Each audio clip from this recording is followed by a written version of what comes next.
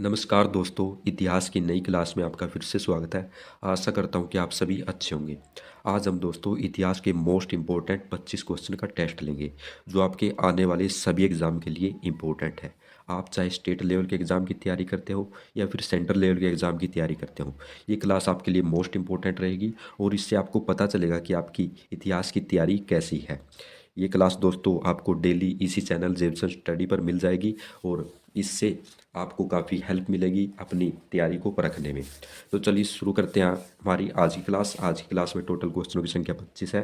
Class के last में आपको बताना है कि आपके 25 में से कितने क्वेश्चन है जो ठीक हुए हैं। तो आज का पहला क्वेश्चन है, पानीपत का प्रथम युद्ध कब हुआ था? चार ऑप्शन आपके सामने, इसमें आपको अपना आंसर सोचना है, फिर हम इसका राइट आंसर बताएंगे। तो सोचिए जल्दी क्या इसका राइट आंसर होगा। तो इसका जो राइट आंसर हो जाएगा दोस्तों, हो जाएगा ऑप्शन ए। 21 अप्रैल 1526 को पानीपत का प्रथम युद्ध हुआ था। और किसके बीच हुआ था दोस्तों? तो ये युद्ध हुआ था बाबर और इब्राहिम लोदी के बीच। नेक्स्ट पर चलते हैं। अपने क्वेश्चनों को दोस्तों साथ के साथ काउंट करते चलिएगा जो क्वेश्चन आपके ठीक हो रहे हैं।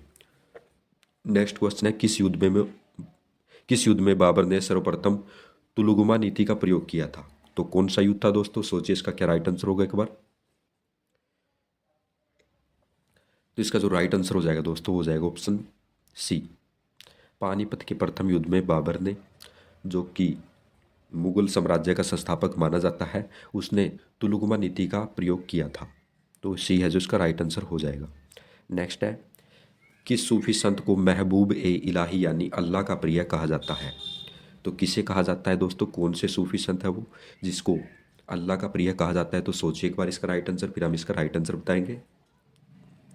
सभी क्वेश्चन दोस्तों इंपॉर्टेंट है और कई बार पहले भी एग्जाम में आ चुके हैं। तो इस क्वेश्चन का राइट आंसर हो जाएगा दोस्तों, हो जाएगा ऑप्शन बी। शेख निज़ामुद्दीन औलिया को अल्लाह का प्रिय यानी महबूब ए इलाही के नाम से जाना जाता है और ये सूफी संत थे। यह भी आपको याद रखना है। नेक्स्ट है, दारा सिकोह किस सूफी सिलसिले से संबंधित था? तो सोचिए क्या इसका राइट आंसर होगा।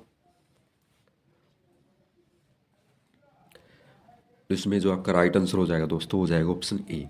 कादरी सिलसिले से संबंधित था, सूफी सिलसिला था कादरी, और इससे संबंधित था दारा शिकोह। दारा शिकोह कौन था दोस्तों? तो ये औरंगजेब का भाई था और ऐसा कहा जाता है कि असली हकदार था गद्दी का ये, लेकिन औरंगजेब के साथ इसके काफ़ी युद्ध हुए जिसमें इसको हर बार हार मिली और अंत में औरंगजेब ही गद्दी पर बैठ गया था। कहा जाता है कि काफ़ी समझदार था और काफ़ी ज्ञानी व्यक्ति माना जाता है इसे। नेक्स्ट है, शंकराचार्य का जन्म 788 ईस्वी में केरल के किस गांव में हुआ था?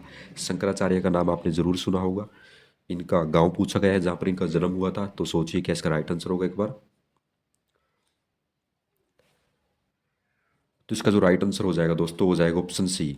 कलादी नामक गांव में इनका जन्म हुआ था और कहाँ पर पड़ता है? तो केरल राज्य में पड़ता है। कब हुआ था जन्म? 788 ईस्वी में। ये भी आपको याद रखना है, पूछा जा सकता है।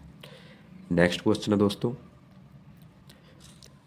अद्वैतवाद के सिद्धांत को किसने प्रतिपादित किया था? तो किसने प्रतिपादित किया था दोस्तों अद्वैतवाद के सिद्धांत को? सोचिए इसका क्या राइट आंसर होगा। तो इसका जो राइट आंसर हो जाएगा दोस्तों, हो जाएगा ऑप्शन डी। शंकराचार्य ने प्रतिपादित किया था अद्वैतवाद के सिद्धांत को और जन्म कहाँ हुआ था? कलादी केरल में। नेक्स्ट है, पुष्टि मार्ग की स्थापना किसने की थी? तो सोचिए किसने इसकी स्थापना की थी, एक बार इसका आंसर सोचिए, फिर हम इसका राइट आंसर बताएंगे। और दोस्तों साथ के साथ काउंट करते चलिएगा जो क्वेश्चन आपके ठीक हो रहे हैं।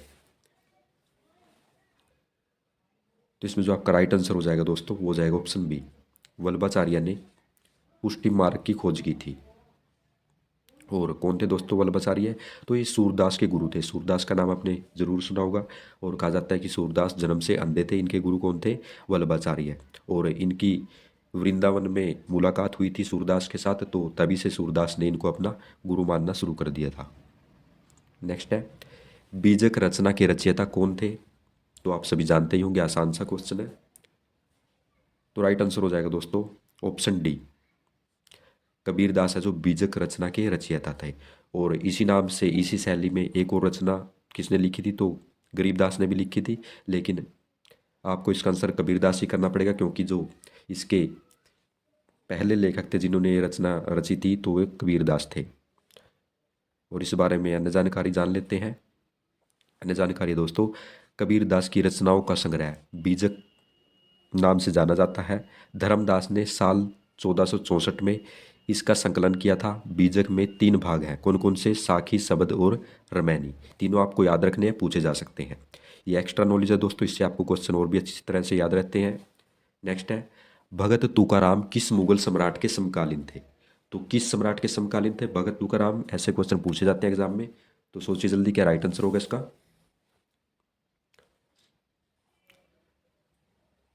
तो राइट आंसर हो जाएगा दोस्तों ऑप्शन ए, जहांगीर के समकालीन थे भगत तुकाराम। और जहांगीर कौन थे? तो अकबर के बेटे थे जहांगीर। नेक्स्ट है, मोहम्मद बेगड़ा किस राज्य का प्रसिद्ध सुल्तान था? तो किस राज्य का प्रसिद्ध सुल्तान था दोस्तों? सोचिए इसका राइट आंसर।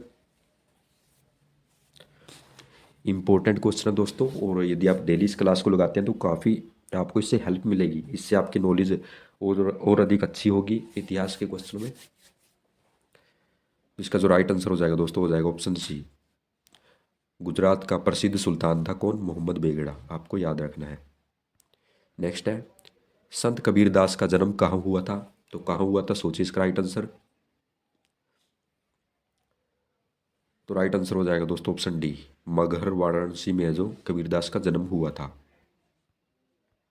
नेक्स्ट है, कृष्ण देव राय के दरबार में 8 दिग्गज कौन थे? तो कौन थे दोस्तों जिन्हें 8 दिग्गज के नाम से जाना जाता था और कृष्ण देव राय के दरबार में रहते थे? तो राइट आंसर हो जाएगा दोस्तों ऑप्शन ए, 8 तेलुगु जो कवि थे उनको ही अष्ट दिग्गज के नाम से जाना जाता था और रहते थे कृष्ण देव राय के दरबार में। नेक्स्ट है, 1565 में कौन सा प्रसिद्ध युद्ध हुआ था? तो कौन सा हुआ था दोस्तों? सोचिए इसका राइट आंसर। तो इसका जो राइट आंसर हो जाएगा वो हो जाएगा दोस्तों ऑप्शन सी, तालीकोटा का युद्ध हुआ था 1565 में। और इसमें कहा जाता है कि विजयनगर साम्राज्य का तहस नहस हो गया था, इसमें यह साम्राज्य खत्म हो गया था।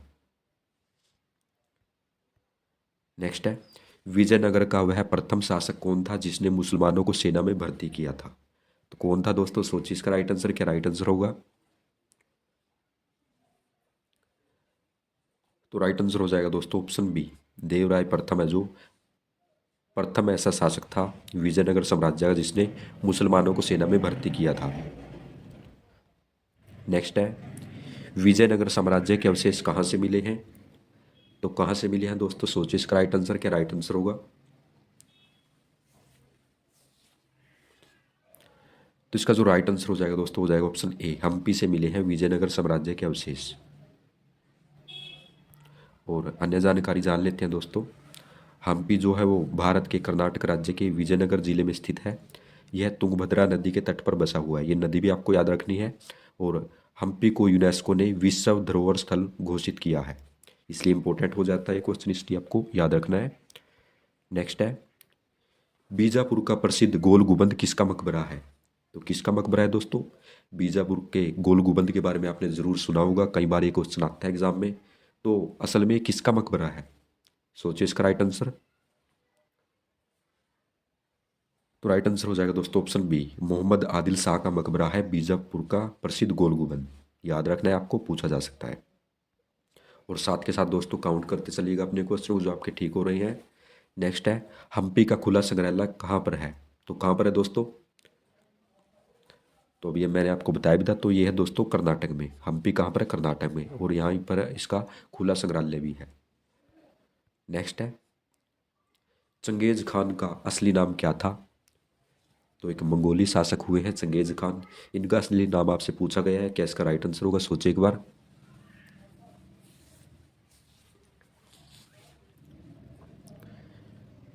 तो राइट आंसर हो जाएगा दोस्तों ऑप्शन ए, तैमूरशिन है जो असली नाम था चंगेज खान का। नेक्स्ट है, सुल्तान बनने से पहले मोहम्मद बिन तुगलक का नाम क्या था? तो क्या था दोस्तों? सोचिए इसका राइट आंसर। तो इसका राइट आंसर हो जाएगा दोस्तों ऑप्शन सी, जोना खान नाम था मोहम्मद बिन तुगलक का। इंपॉर्टेंट क्वेश्चन है, पूछा जा सकता है एग्जाम में। और अन्य जानकारी जान लेते हैं। तो दोस्तों मोहम्मद बिन तुगलक को स्वप्नशील, पागल और रकत पिपासु कहा जाता है। तो ये तीनों नाम भी आपको याद रखने हैं। पूछ लेगा आपसे रकत पिपासु किसे कहा जाता था, तो करना है आपको मोहम्मद बिन तुगलक, और जिसका सही नाम था जोना खां, सुल्तान बनने से पहले। नेक्स्ट है, किसने 40 तुर्की सरदारों के साथ तुर्कान ए चिहलगानी यानी चालीसा दल का गठन किया था? तो कौन था दोस्तों वो? सोचिए इसका राइट आंसर।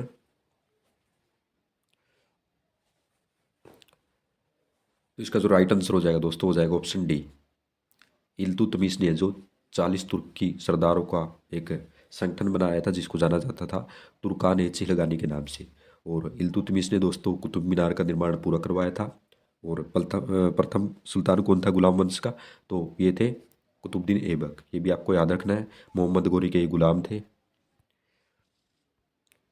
नेक्स्ट है, मलिक काफूर को 1000 दिनारी क्यों कहा जाता है? मलिक काफूर का नाम आपने जरूर सुना होगा, तो क्यों कहा जाता है इसे? सोचिए इसका राइट आंसर एक बार। क्या राइट आंसर हो सकता है?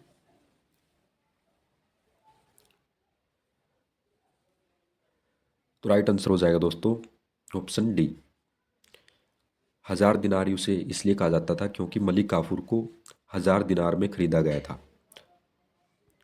और अन्य जानकारी जान लेते हैं दोस्तों। दिल्ली के सुल्तान अलाउद्दीन खिलजी ने मलिक काफूर को गुजरात के गुलाम बाजार से, कहाँ से दोस्तों? गुजरात के गुलाम बाजार से 1000 दिनार में खरीदा था, इसलिए उसे 1000 दिनारी कहा जाता था। और किसने खरीदा था? अलाउद्दीन खिलजी ने। मलिक काफूर अलाउद्दीन खिलजी का एक प्रमुख सेनापति था, ये भी आपको याद रखना है। इसको सेनापति बना दिया था अलाउद्दीन खिलजी ने। नेक्स्ट है, खालिसा भूमि किस सुल्तान के काल में अधिक पैमाने पर विकसित हुई थी? तो किसके काल में विकसित हुई थी? सोचिए इसका राइट आंसर। क्या राइट आंसर होगा इसका? तो राइट आंसर हो जाएगा दोस्तों ऑप्शन बी। अलाउद्दीन खिलजी के समय में खालिसा भूमि अधिक पैमाने पर विकसित हुई थी। और खालिसा भूमि क्या होती है दोस्तों, ये जान लेते हैं। खालिसा भूमि दोस्तों राजा के सीधे स्वामित्व वाली जमीन थी, जिससे राजस्व वसूला जाता था। ये आपको याद रखना है, पूछ लेगा आपसे खालिसा भूमि क्या थी, तो सीधे नियंत्रण वाली भूमि थी राजा की। नेक्स्ट है, दिल्ली के सुल्तान बनने वाले बलबन का पूरा नाम क्या था? बलबन के बारे में आप सभी जानते ही होंगे, सुल्तान रहे हैं दिल्ली के, तो इसका असली नाम क्या था ये आपसे पूछा गया है। सोचिए इसका राइट आंसर दोस्तों। तो राइट आंसर हो जाएगा दोस्तों ऑप्शन डी। गयासुद्दीन है जो इसका नाम था, गयासुद्दीन बलबन है जो इसका पूरा नाम था, ये आपको याद रखना है। नेक्स्ट है, किस सुल्तान के दरबार में सबसे अधिक गुलाम रहते थे? तो कौन सा सुल्तान था वो जिसके समय में सबसे अधिक गुलाम रहते थे? सोचिए इसका राइट आंसर। क्या राइट आंसर होगा? तो इसका जो राइट आंसर हो जाएगा दोस्तों, हो जाएगा ऑप्शन ए। फिरोज शाह तुगलक के दरबार में सबसे अधिक गुलाम रहते थे, ये आपको याद रखना है। नेक्स्ट है, भारत में मोहम्मद गोरी का अंतिम आक्रमण किसके विरुद्ध था? तो किसके विरुद्ध हुआ था मोहम्मद गोरी का अंतिम आक्रमण? सोचिए इसका राइट आंसर। क्या राइट आंसर होगा? तो राइट आंसर हो जाएगा दोस्तों इसका ऑप्शन डी। पंजाब के खोखर के विरुद्ध है जो मोहम्मद गोरी का प्रथम आक्रमण हुआ था। और 1191 में एक युद्ध भी हुआ था पृथ्वीराज चौहान और मोहम्मद गोरी के बीच में। कहाँ पर हुआ था दोस्तों? तो तराइन नामक स्थान पर हुआ था, वो भी आपको याद रखना है। दूसरा युद्ध 1192 में, ये भी तराइन नामक स्थान पर हुआ था। और इस युद्ध में मोहम्मद गोरी दोस्तों जीत गया था। और कहा जाता है कि यहीं से जो मुस्लिम शासकों का राज आरंभ हो गया था। तो ये थे दोस्तों हमारे आज के कुछ इंपॉर्टेंट क्वेश्चन जिनका हमने टेस्ट लिया। आपको कमेंट बॉक्स में बताना है कि आपके 25 में से कितने क्वेश्चन ठीक हुए हैं। इससे आपको अपनी तैयारी का पता चलेगा कैसी आपकी तैयारी थी। और दोस्तों ये क्लास अब डेली होगी, डेली आकर के आप इसी चैनल जेबसन स्टडी पर इस क्लास को लगा सकते हैं। काफ़ी हेल्पफुल क्लास आपके लिए रहेगी, कोई भी एग्ज़ाम हो, किसी भी एग्ज़ाम की आप तैयारी करते हो तो डेली इस क्लास को ज्वाइन कीजिएगा दोस्तों। और जो क्वेश्चन आप स्क्रीन पर देख रहे हैं, इसका आंसर भी आपको कमेंट बॉक्स में बताना है कि इसका राइट आंसर क्या होगा। तो धन्यवाद दोस्तों वीडियो को यहाँ तक देखने के लिए। जय हिंद, जय भारत। कल फिर मिलते हैं नए क्वेश्चनों के साथ।